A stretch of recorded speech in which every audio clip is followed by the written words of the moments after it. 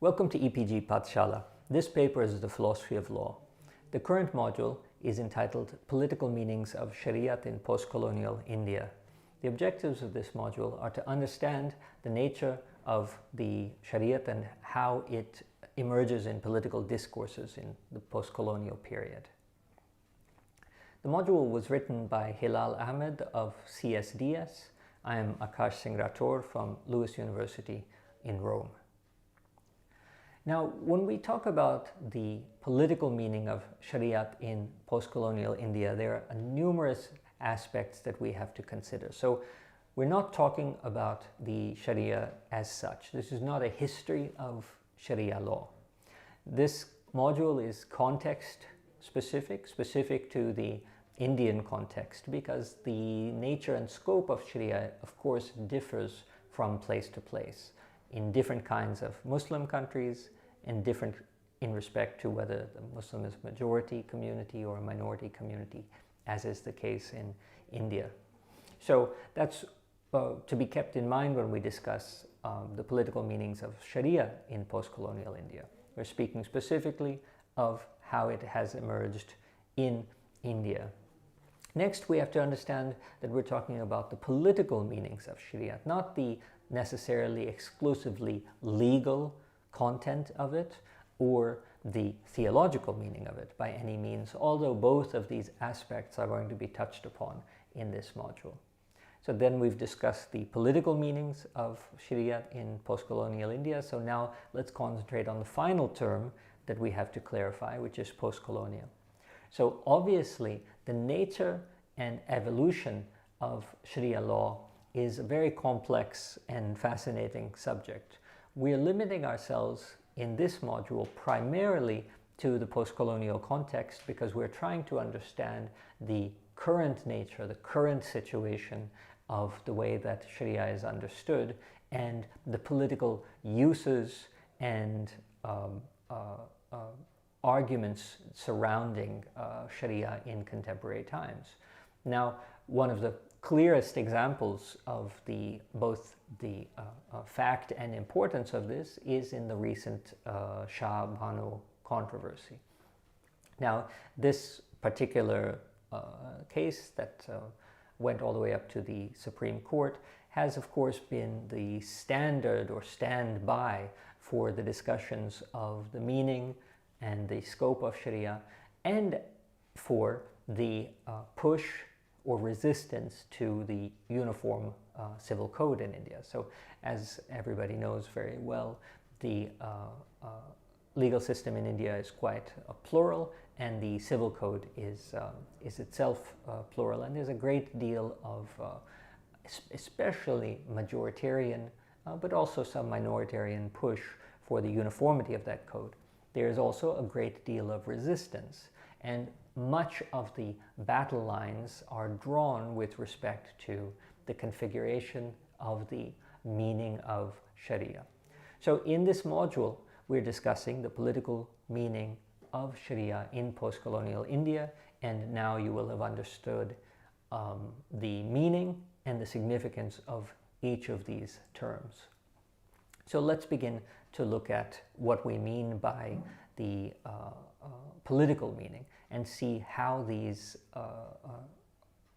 arguments about Sharia get politically charged. We're going to look at them with two more or less underlying questions, or let's say orientations. The first is the way that the minority uses the constitutional rights, the constitutional guarantees, to generate certain political traction. And the second thing that we want to keep our eye on is, of course, the way in which what we refer to as Sharia gets various meanings based on the political inflections that are attributed or that are being played around with or debated or argued. So the module is going to always have its eye on these two sorts of aspects, and we'll want to keep that in mind and come back to what we have learned in the conclusion. So now let's get into the first part of the module. So what is the Shariat historically? According to the All India Muslim Personal Law Board, that's AIMPLB, this is what they have to say. Qanun-e-Shariat is a collection of rules and norms that have been codified following the intentions and consent of Almighty Allah as expressed in the Holy Quran for making human life meaningful, peaceful, and successful. Any act of law making in the name of Islam must follow the orders and directions given by Allah. Following these principles, our ancestors performed the sacred duty of Tashri' Islam, explanation of Islam, which is also known as fiqh and usul al-fiqh. A Jamaat of Fuqaha ulema was born after the Prophet Muhammad by the mercy and generosity of Almighty Allah for this task. As Allah says in the Quran, why cannot a section of people from all groups go ahead for exploring interpretation of deen? Allah entrusted the responsibility of explanation of divine laws to Fuqaha. Consequently, the assembly of Fuqaha was able to produce a body of law which covers all aspects of human life. The Fuqaha never deviated from the divine will and its virtual obedience. That is because their explanation was entirely based on Wahi-i-Ilahi. So this was translated from Urdu, and it gives a profound and all-encompassing sense of what is meant and attributed to Qanun-e-Shariat. Well, notice that the interpretation of Shariat has three interesting aspects. One, the Quran is the fundamental source which cannot be changed and which is relevant for all human societies. Since the guidance or legal indications given in the Quran are not entirely spelt out, the legality of Quran verses is subject to certain controlled elaborations. Now, the second point, the Sunnah or the life of the Prophet is an important reference point in this regard because his life history embodies the legal indications of the Quran. And the third point we want to notice is that the Fuqaha or the Ulema class is entitled to reinterpret the Quran, partly because the existence of this class is recognized by Allah in the Quran, and partly because this class continues to adhere to the true message of the Quran or the true message of the Prophet. Well, obviously, the third aspect of this interpretation of Shariat needs some more elaboration because it's related to the complex and provocative idea of human intervention in the unpolluted, indivisible, indissoluble, divine words and practices. The intervention of the Fuqaha class, we must note, is legitimate because of its trustworthiness towards the authenticity of the Quran and Sunnah. This explanation raises a few relevant issues. What is the origin of the Quran and Sunnah? Is this origin self-evident? And if yes, why do we need an interpretation? If we look at the Hadith literature, we find that the compilation of the Quran has a very interesting story. The Quran during the time of the Prophet was not available in the form of a book. The Prophet's companions would memorize the revelations word by word. Salat or prayers 5 times a day was the main ritual in early Islamic society for the recitation of these words. However, after the death of the Prophet, attempts were made to bring together these sacred words so that a basic text of Islam based on God's revelations could be prepared. Accordingly, 114 chapters or surahs were arranged and the principles of recitation of this text were clearly laid down. Interestingly, the verses were not arranged in a chronological sequence. Rather, a different criterion of relevance was adopted. Thus, the Quran in its present form is neither related to the history of Islamic struggle during the time of the Prophet, nor does it reflect the sequence or order in which revelations were sent to the Prophet. In fact, we have a compiled and edited version of the Quran. This compilation of the Quran over the course of time transformed it into a relic or an intentional monument of some kind. Its authenticity, that is, of the words of the revelation as well as the order of the verses given to it by the early Islamic religious political elite, consequently emerged as the most essential commemorative value. The religious elite of the subsequent generations evoked this commemorative value, especially in terms of authenticity, to produce various interpretations of the Quran. The rise of the Tasfil ul-Quran, explanation of Quran, literature in early Islamic history is an illustrative example. AIM-PLB, however, offers us another more context-oriented historical account. So let's look at what the AIM-PLB says. After the demise of Muslim rule in India, efforts had been made for the protection of Muslim personal laws in India. The Shariat Application Act in 1937 was the obvious outcome of this endeavor. So what do we notice about this?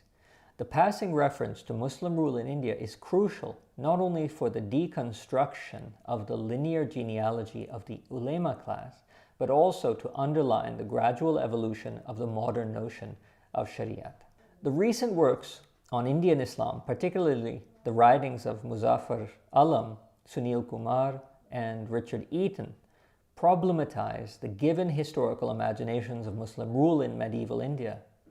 They argue that although a large part of the subcontinent was ruled by Muslim kings and rulers, the management of political affairs was not entirely based on the set of rules and interpretations called Shariat. These historical explanations make two more broad points. First, the set of norms called Shariat was contingent upon the context in which a certain version of religiosity came to be recognized as Islam.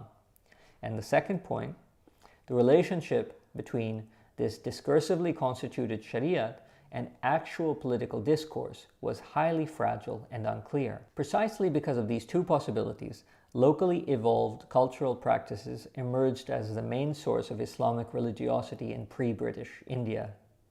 Interestingly, many of these practices later became customary laws, which were intentionally separated from personal laws. Two very significant developments in 19th century North India, which are the translation of the Quran in Persian and later in Urdu, and the circulation of the tafsir literature, established a clear distinction between Shariat-based ideal Islam and the customary practices associated with various Muslim communities. Muslim reformers, particularly the ulema, constructed a highly idealized picture of classical Islam and started marking the actual cultural practices as un-Islamic.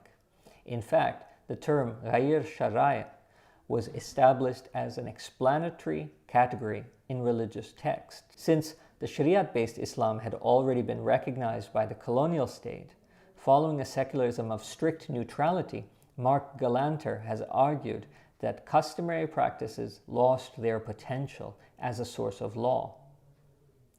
So, in 1913, the Waqf al-Ulad Act and the Muslim Personal Law Shariat Application Act of 1937 evolved quite directly out of this legal scheme. So what we see then, what we're understanding happening here is that the struggles of the ulema, which the All India Muslim Personal Law Board's version of history talks about, also revolved around the protection of the various versions of this Shariat-based ideal Islam. Well, let's move on to the post-colonial period then and understand the post-colonial Shariat. The legal constitutional justification of Shariat in post-colonial India is based on two strong hypotheses. First, the right to religion can also be interpreted as a right to have personal law. And second, Shariat is an essential aspect of Islam as a religion. Let's locate these conclusions in the context of the 1940s. Creation of Pakistan somehow made it difficult for the Congress Muslims to make a strong case for Shariat laws. They had to face two types of challenges. The partition of India based on religion encouraged Hindu rightists to demand that India should be a declared Hindu state. From this point of view, the demand to have separate personal laws was a reflection of intolerable Muslim separatism. On the other hand, there was a strong modernist secular lobby within the Congress which became proactive in pursuing a radical social reform agenda. For this lobby, Muslim demand was a sign of an inward-looking attitude. Despite facing these adverse political forces, the Muslim members in the Constituent Assembly managed to raise the question of Shariat in the debate on personal laws. The outcome of this debate was quite delicate. The personal laws were recognized along with other customary laws, while at the same time, the supremacy of the constitutional law was upheld. So we can look at what Ambedkar says about this. I'll quote from him in the Constituent Assembly debates, 24 November 1948. "There is nothing extraordinary in saying that we ought to strive hereafter to limit the definition of religion in such a manner that we shall not extend beyond beliefs and such rituals as may be connected with ceremonials which are essentially religious. We must all remember, including members of the Muslim community who have spoken on the subject, though one can appreciate their feelings very well, their sovereignty is always limited, no matter even if you assert that it is unlimited, because sovereignty is the exercise of that power and to reconcile itself to the sentiments of different communities. The government can exercise its power in such a manner as to provoke the Muslim community to rise in rebellion. I think it would be mad government if it did so, but this is a matter that relates to the exercise of the power and not to the power itself." Ambedkar's clarification in a broader sense points towards the classical distinction between the state and the government. The Constitution, Ambedkar seems to suggest, is a symbolic embodiment of the idea of the sovereign state. The government, in this classical liberal formulation, is the actual governing body whose decisions are entirely contingent upon the contextual wisdom. Thus, the supremacy of the state, in this case, in Ambedkar's case, the Constitution, cannot be challenged by any community because it represents a collective whole. And yet, the limits to have certain community-specific rights are to be decided by the government. The meaning of religion given in Article 25 is quite comprehensive. For instance, the term religious affairs covers a variety of activities, including the management of functional religious places of worship, as well as various acts of religious nature associated with them. The Indian judiciary, however, has devised an interesting concept of essential practices of religion to determine the limitations of religious institutions and the secular control of the state. The Supreme Court in various cases has observed that there is an essential part of religion that constitutes the core or the center of the entire belief system. According to the Supreme Court, this essential part of religion has to be protected, and the state can intervene in other non-essential religious activities. The difference between essential religious practices and non-essential religious practices may be understood as a workable legal formula. However, it raises an important question. How could a secular judiciary based on rational principles determine the essential practices and non-essential practices of a religion? Or what could be the principles by which certain practices might be designated as essential practices? This point was raised by many scholars at the time of the Shah Banu controversy. For instance, in an article published just after the Supreme Court decision in 1985, Tahir Mahmood argues, and I'm going to quote from Mahmood, "Of course, the fault does not lie with the court. The Quran, like the Holy Vedas and the Bible, is a revealed book. Would any modern court anywhere in the world attempt to interpret the Rig Veda or the Old Testament? Laws derived from the Quran in the distant past are found in the books of law, and the court could definitely have interpreted those books. Reinterpreting the Quran itself straight away was, however, not a task that the Supreme Court of India or any of its judges should have performed."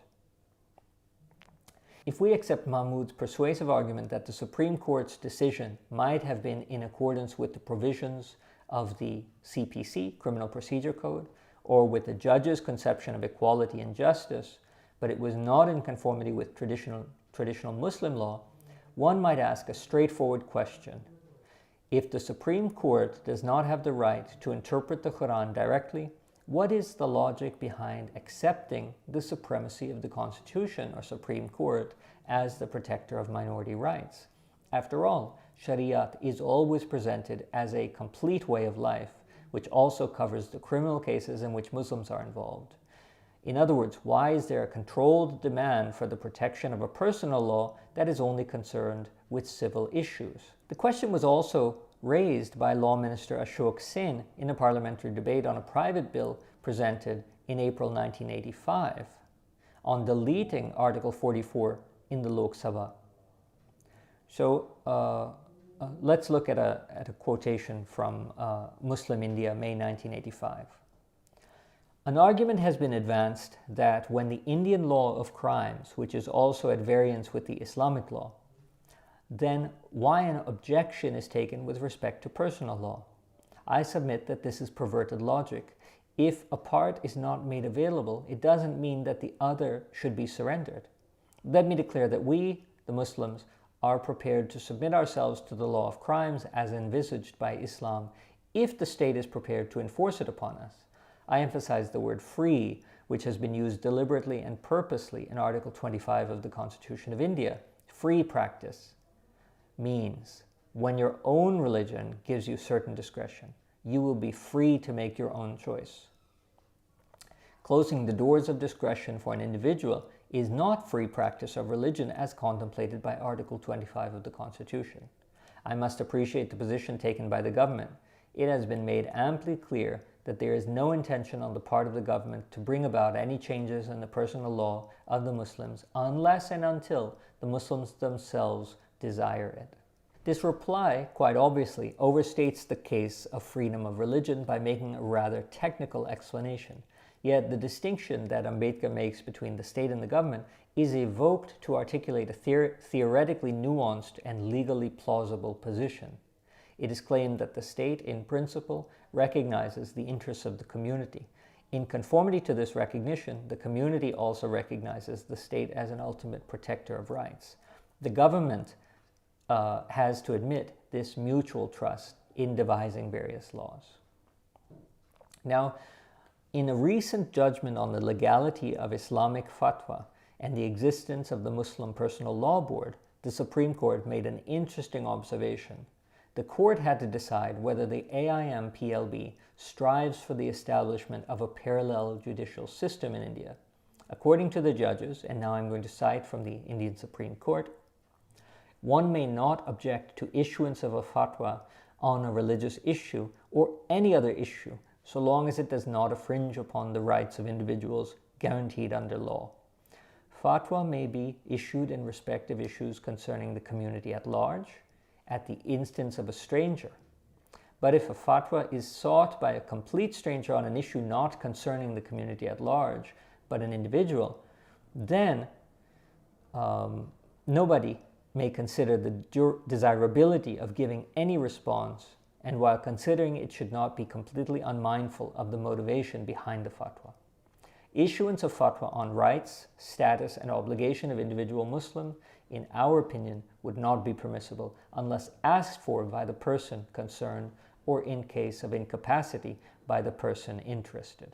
So we've discussed this module on the political meaning of Shariat in post-colonial India by concentrating on a very interesting interpretation that is presented by the All India Muslim Personal Law Board. So what we found is that we can discuss the nature and history of Shariat in relation to the unique nature and history of the rise of the Quran, Sunnah, and what we mean by the Sharia law. But none of that is completely universally important. What makes far more impact on the nature and meaning of Shariat is the specific context within which the Shariat is correlated to some idealized version of Islam. Now, the emergence of the significance of the Shariat then is shown to be, by the argument presented in this module, deeply connected with certain historical contingencies. So, one of those contingencies is, of course, the way that the Quran became interpreted in South Asia.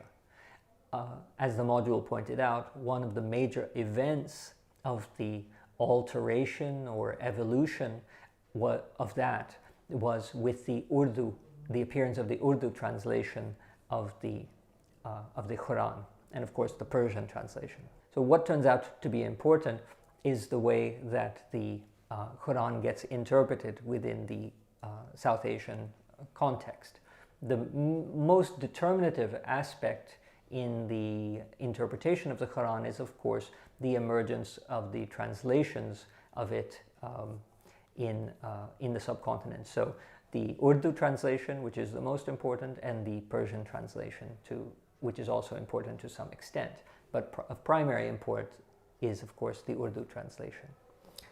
A second way in which the specific evolution of the understanding of the political meaning of Shariat is contextualized is the way in which the idealization or necessity of maintaining the Shariat is correlated to an era of Muslim rule in India. So, as the author of the module pointed out, the All India Muslim Personal Law Board, when explaining the significance of Shariat, points out or doesn't fail to mention that it emerges in the context of Muslim rule in India. And this is very fascinating because the post-colonial meaning or significance of Shariat is very largely constructed in relation to Muslims as a minority. So the minoritarian aspect of post-colonial Shariat is strangely inflected by the insistence of recognizing the significance of Shariat and fixing it to a historical era of Muslim rule. So we've mentioned the interpretation of the Quran and the translation into Urdu. We've mentioned the linking of the understanding of Shariat to Muslim rule. And the third aspect is, of course, the debates that occurred with respect to personal law and how the Shariat can be retained in post-independence Indian legal system as personal law in relation to the emergence of Pakistan. Because during the time, if Pakistan is going to be an explicitly Muslim country, India has the option not being explicitly secular, but it can also orient its legal system towards the religious minority, which was, of course, the Hindus. So in a context where there are a number of conservatives who wish to counterpoise a Hindu India to Muslim Pakistan, it was the task of the Muslims in the Constituent Assembly to negotiate the possibility for articulating the need or demand for Shariat within appearing as personal law within the new legal system of a post-independent India. So this is a very delicate balance. In these three very peculiar historical circumstances, we see that the nature of Shariat is problematized as being something perfectly universal.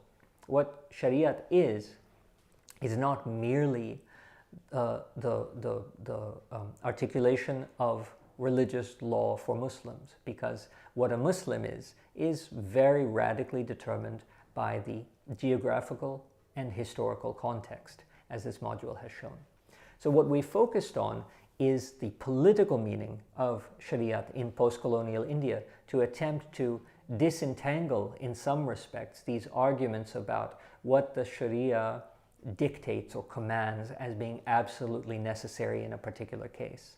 Obviously, when you present the Shariat in its historical evolution as fixed to some ideal and historical conception of Islam, you know that what that concept of Sharia would dictate in any particular instance has to be as fluid and flexible and open to negotiation as the very concept itself. Shah Bano case, as we mentioned, was one of the most paradigmatic instances of where these historical and theological issues clashed. And the case remains one of the most important cases in the philosophy of law in India. So that is the way in which Shariat affects the understanding of the philosophy of law, which was the concentration in this module. Thank you.